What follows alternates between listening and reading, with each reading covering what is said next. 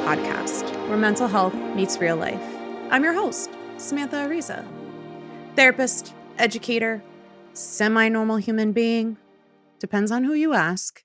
But I just want to be your go-to person for real, relatable conversations about mental health, about healing, about growth, about emotional wellness. Around here, we believe that mental health doesn't have to be stiff or scary. And I want to keep it as human as possible. I want it to be practical. I want to have a little bit of fun while we're doing it because you know what? Life's stressful enough. Life is messy enough. And we're all just trying to figure it out. Each week we're going to talk about science-backed tools and stories that remind you that you're not alone. I do want to say, though, that this is not therapy, but this is a tool that you can use on your therapy and healing journey. Whether you're using this to support yourself or someone else, there's something here for you. So grab a cup of coffee, grab some tea, get your most comfy blanket. Hey, maybe if you're a robe person, put on your robe. And let's just dive into it today. Because we're talking about probably the most used word I've heard in therapy and online in general. We are talking about anxiety. Because what if anxiety isn't your brain overreacting? That's a thought, right? What if it's just your brain mispredicting?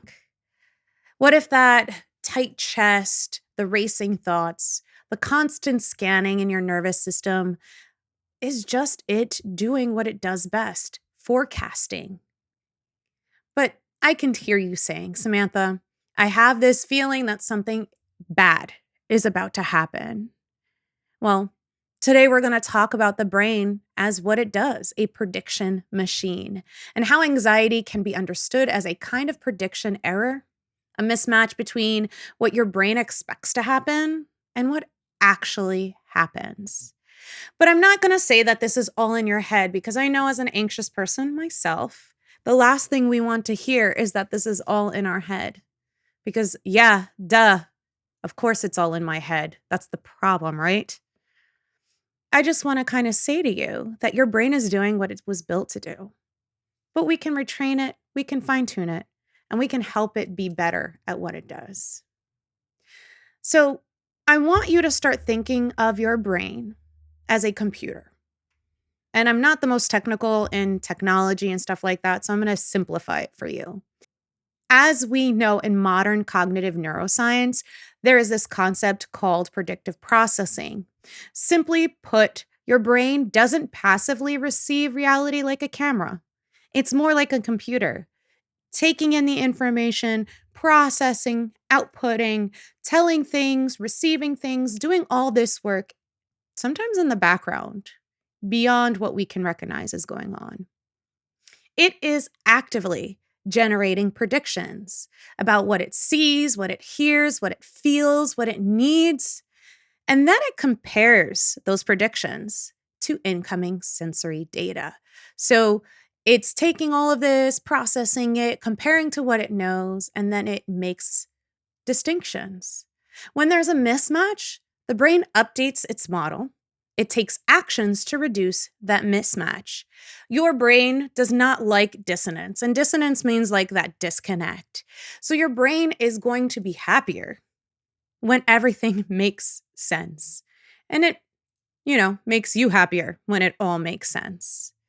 Neuroscientist Andy Clark describes it as the brain constantly trying to minimize that prediction error. Using a model, higher brain areas send predictions down, and incoming data sends error signals up. So your brain is constantly trying to facilitate the status quo, where information coming in, information coming out, everything that your body feels and thinks makes sense. So your experience of the world, like what feels safe, what feels threatening, what feels urgent, is heavily shaped by what your brain expects and what comes out of these cognitive processes. So, where does anxiety fit? Anxiety is kind of that mix of uncertainty, anticipation, and threat forecasting. A really influential review in Nature Reviews Neuroscience argues that a common thread across anxiety disorders is excessive anticipatory responding under conditions of threat uncertainty. In other words, anxiety thrives when your brain is stuck trying to prepare for a negative outcome you can't fully predict or control. And anxiety, like I tell my clients, is all about control. The more you feel out of control, i.e., the more anxious you feel, the more you want to try to control what's going on. This is why anxiety often sounds like, what if? Or I should figure this out now. Or I need to be ready. Or what's the worst case scenario in this situation? And anxiety is good about bringing out the worst case scenarios. From a prediction machine standpoint, anxiety is your brain saying, the future is uncertain. We don't know what's going to happen. And my model is biased towards danger and threats and anticipating all those threats. But it's not because you're being dramatic. It's not because of anything wrong with you. It's just uncertainty is hard for your nervous system, for your brain, for anybody who is sensitive to it. I say lately that I have become more anxious since becoming a parent, since I had my kids. I remember distinctly with my youngest. I love flying. I love going to new places. But when I was pregnant with my youngest, my anxiety was out of control. I remember being on a plane and being the most anxious I've ever been. Now, if you know, I travel a lot for work. So having anxiety about being on a plane is probably not the most conducive to that. So the anxiety error, when your brain assigns too much weight to this prediction, is kind of a problem. Because the core idea that I want you to get from this episode is that anxiety often happens when your brain predicts threats strongly and treats that prediction as highly reliable. In predictive processing terms, it's not only the prediction, it's the confidence your brain assigns it to. And if your brain is super confident that this feared outcome is likely, or you won't be able to cope with what happens, your body mobilizes. And this can be hard. And the reason this can be hard is the fact that if you have experienced these outcomes before, your body has learned that this is what's normal for you. Again, your body is basing it on prediction models, experience, and the things you've gone through before. So if your brain is saying, hey, we've experienced this is most likely to happen, of course, you're going to be more anxious because you have experience and you kind of have that validation that these things are going to happen. So when your body mobilizes because this threat feels imminent, that mobilization is anxiety. So this error isn't that you have a prediction, it's that your brain is running on a high threat forecast. And it has high certainty that it's going to happen, even when the evidence is mixed. Just because maybe 1 out of 10 times you've had this bad thing happen, depending on how you coped with it, your brain remembers it. And it's like, hey, we need to make sure this doesn't happen again. And from an EMDR standpoint, this rings super true because the body is going to remember and you're going to feel like you're in that bad incident again. Because when we talk about anxiety, we have to pay attention to the body. We talked about interoception before with previous episodes and how your body responds. And that body response is kind of what keeps your anxiety in that heightened state. Your brain isn't only predicting the outside world at the end of the day, it's also predicting your internal body states.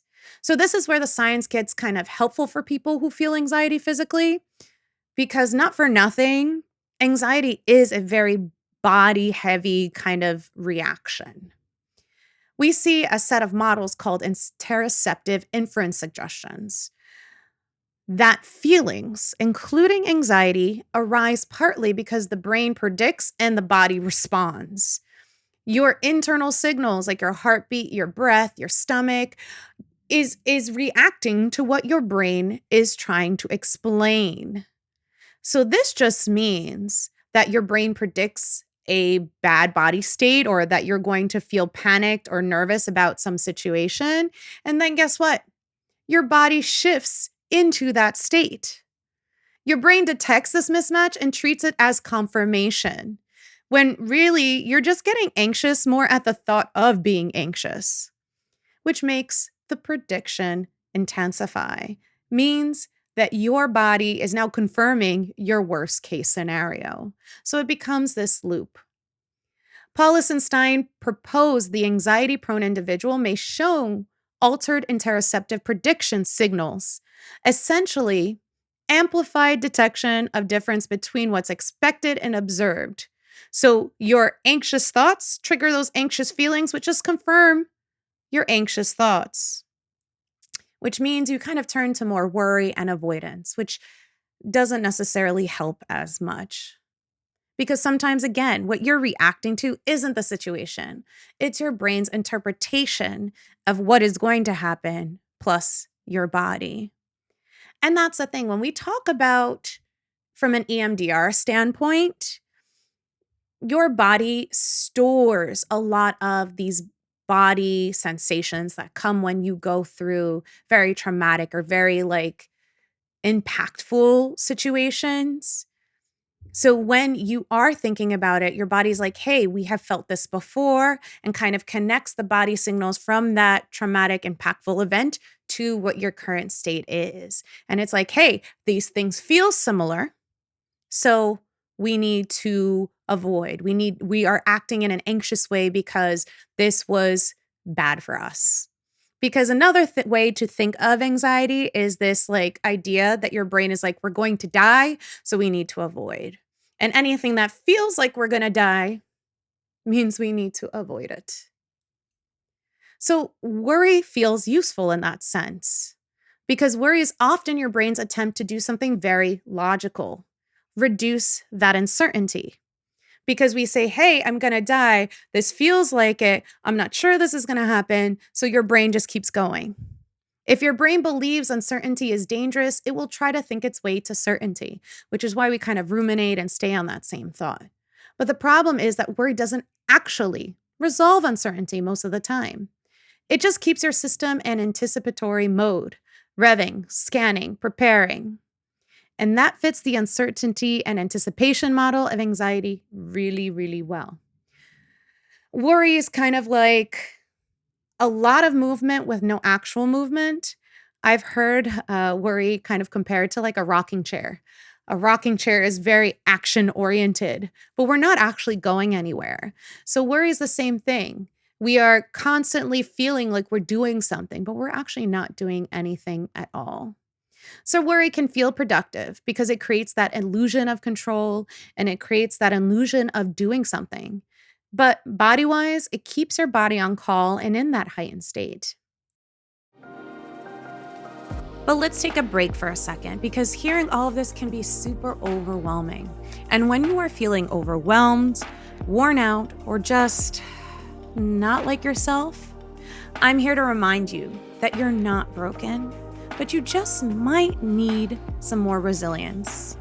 Resilience isn't just about bouncing back. It's about staying grounded in hard moments, learning how to recover without shutting down, and building tools that can actually work in real life. And that's exactly what I teach inside my resilience workshop. It's a guided, practical program that walks you step by step through nervous system regulation, emotional awareness, and boundaries to protect that oh so precious energy. Without fluff, without toxic positivity.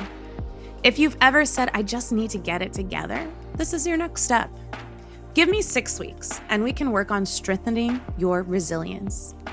All you have to do is head to arizainspire.com resilience workshop or click the link in the show notes to learn more and join the workshop today. So what can we do? How can we help ourselves reframe this anxiety? How can we help ourselves with this?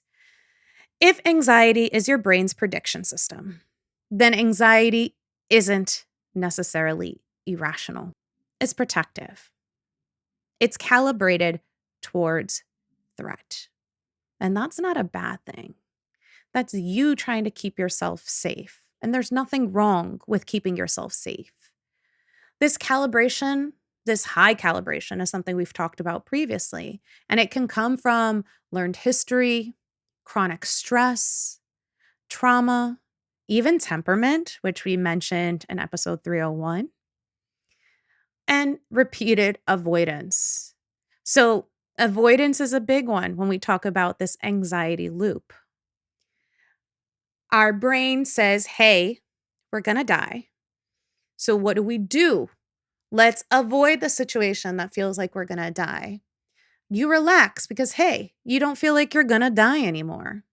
But now, every time you get into a similar situation, your body and your brain are going to do the same thing. Hey, remember, we almost died here. What did we do that kept us safe? Oh, we avoided. So let's do that again.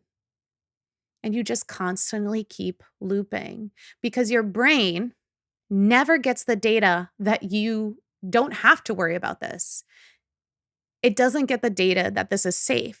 So you are basically saying by avoiding that this is confirmed threatening situation. And that does not help us. We need the data that says we're not going to die in order to overcome that anxious situation.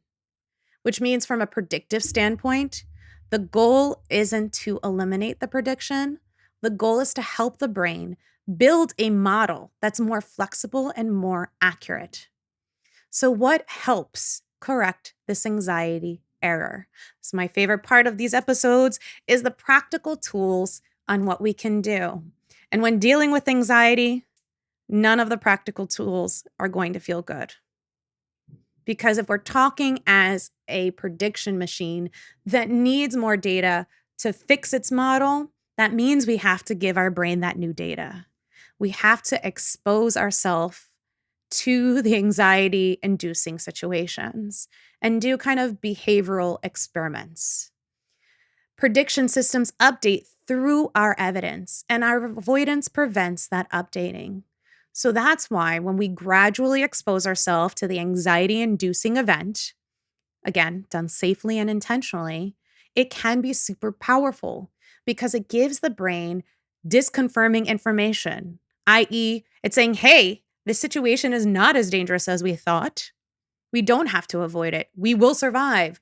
We don't have to avoid this. We can go through it. We'll be fine. It's not a threat. This prediction of I can't handle this or this is scary meets the new data of, hey, I can handle it. And then you're good.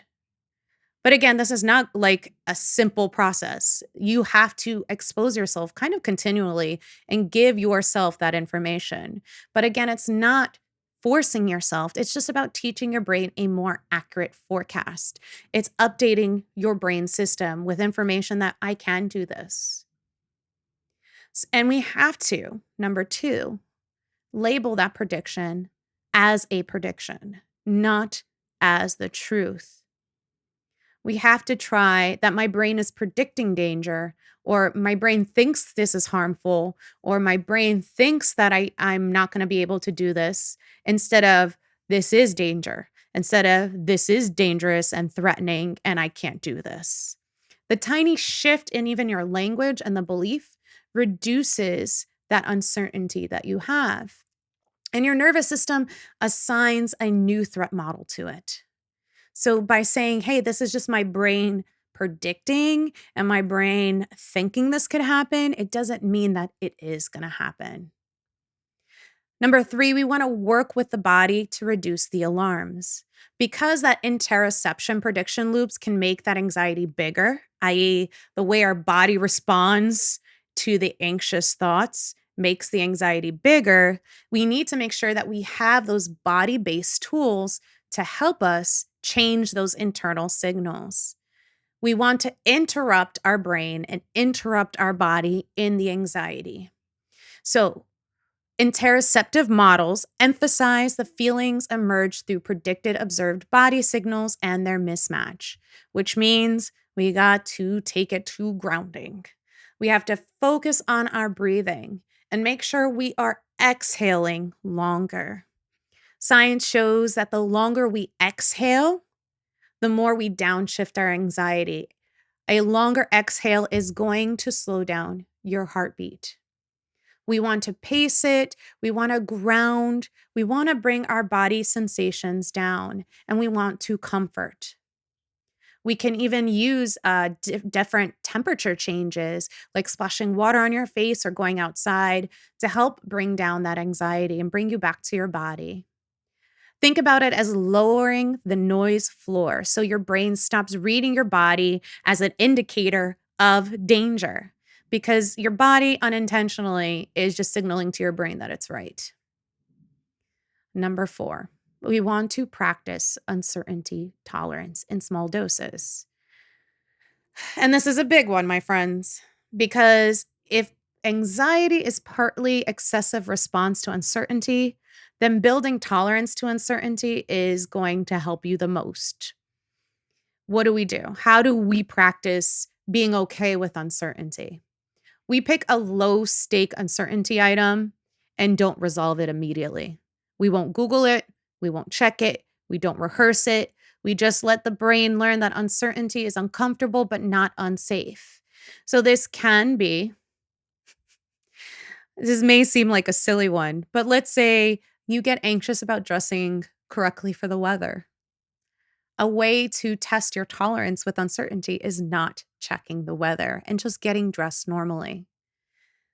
I don't know how this would come to be for you, but again, we're talking about just building that tolerance and that barrier to uncertainty. By allowing yourself to be uncertain, you're allowing yourself to be okay with not being in control. And that is actually one way you can gain control. We talk about areas of control as being like internal or external. And if it's something that you can physically do, that is an internal sense of control. And that's where we want you to be. Number 5, we want to use language to organize emotion. Again, a lot of this episode is going to come back to affect labeling and being able to name your emotions. Predictions get stickier when emotions are vague. Again, your brain doesn't know what to do with uncertainty. So naming what's present, if it's fear, embarrassment, dread, shame, grief, is going to add that specificity that we need. Being so specific and precise in our language helps the brain choose a better response and reduces that alarm. This fits with that predictive model that we're looking for, because predictive accounts of emotion emphasize this categorization and meaning making, which helps us understand our emotions better and helps our brain understand what to do with it. And it's kind of comforting to know what emotion you're dealing with so that you know what tool and what thing to do with it. So if anxiety is showing up for you a lot, I want you to remember this. Anxiety is not a proof that something bad would happen. It's proof that your brain is just trying to protect you using its predictive models.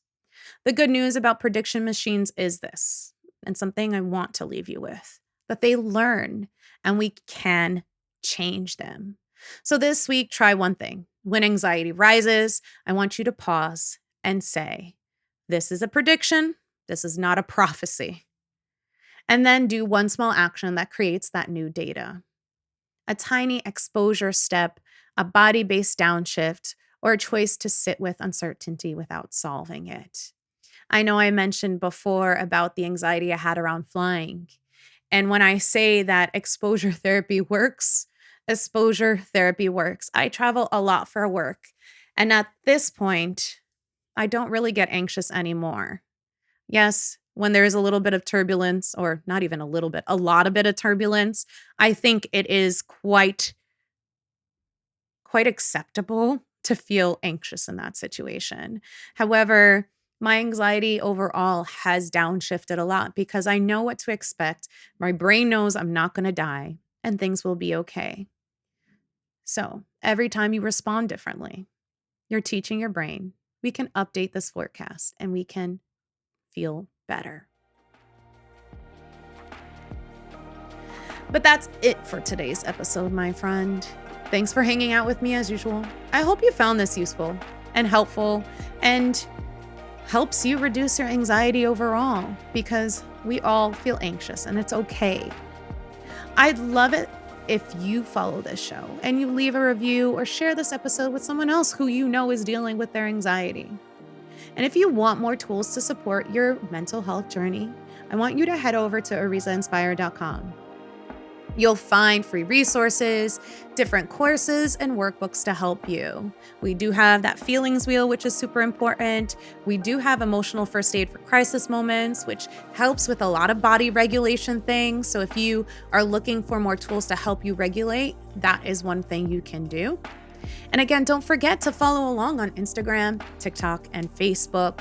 That's where we keep this conversation going. I give a lot of mental health tips. We talk about different ways to think of things, ways to manage anxiety, ways to just even deal in this new year and new place that we live in. Because I feel like every day this world is different. And of course, I post about new episodes and different tools that I will be updating the website with. But at the end of the day, my friend, I want you to take care of yourself. And I'll catch you next time.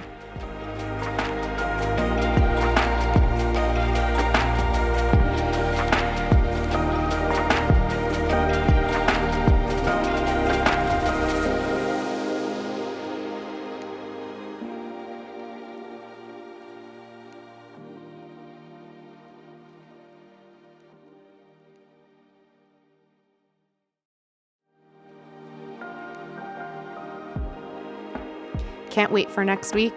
Here's a sneak peek of the next episode on the Ariza Inspire podcast. Telling yourself to just forgive can actually intensify resentment. Why, you ask? Because forgiveness is often treated as an emotional bypass.